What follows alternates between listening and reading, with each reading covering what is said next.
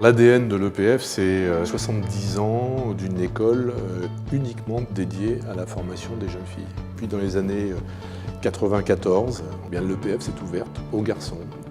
Et progressivement, bien sûr, la proportion de jeunes filles a diminué pour atteindre un peu moins de 40% aujourd'hui. La vraie société, elle est faite de diversité.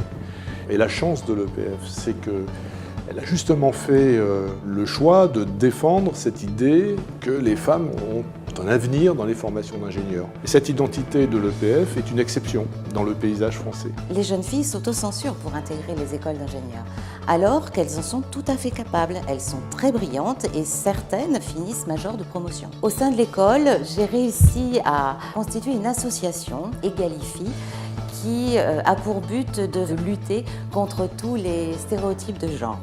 Je pense que pour motiver les jeunes filles, il faut qu'elles aient des exemples concrets sous leurs yeux de femmes ingénieures qui leur montreraient leur quotidien pour leur prouver qu'on peut aimer les sciences, les techniques et être une femme et avoir une vie de famille, avoir des enfants. J'ai démarré dans la fonderie automobile et c'est vrai que la personne qui m'a recrutée à l'époque ne s'attendait pas du tout à ce qu'une jeune femme postule dans une entreprise comme la sienne. Ça a été une excellente expérience professionnelle. La vie de femme avec enfant totalement compatible, donc il n'y a aucun problème par rapport à ça. Sur le terrain, nous menons des actions en collaboration avec plusieurs associations, notamment l'association Elle Bouge. Le but de l'association est de faire connaître les métiers d'ingénieurs, de techniciennes à des collégiennes et des lycéennes. Avec un diplôme d'ingénieur, vous pouvez rentrer en 3e année de médecine.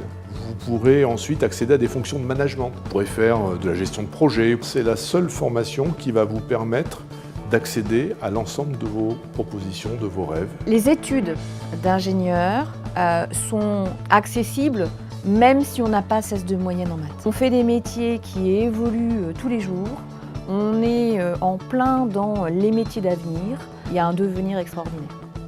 Au travers d'INWES, International Network of Women Engineers and Scientists, il y a d'autres actions qui sont au niveau international, avec la conférence triennale qui permet de regrouper des femmes par le monde. Qu'est-ce que l'on peut mettre en avant pour pousser les jeunes filles dans l'éducation, autour des sciences et techniques, et participer également avec des actions en lien avec l'UNESCO. Les entreprises ont besoin de l'intelligence, de la sensibilité, du génie, du talent des femmes. On a besoin de vous, mesdames, mesdemoiselles. Mesdemoiselles, les métiers d'ingénieur sont suffisamment variés pour que vous puissiez toutes y trouver votre place. Alors allez-y, foncez, osez. Tentez l'aventure, lâchez-vous. N'hésitez pas, il n'y a aucune raison que vous ne puissiez pas y arriver. 3 conseils. Osez, foncez et surtout, croyez en vous.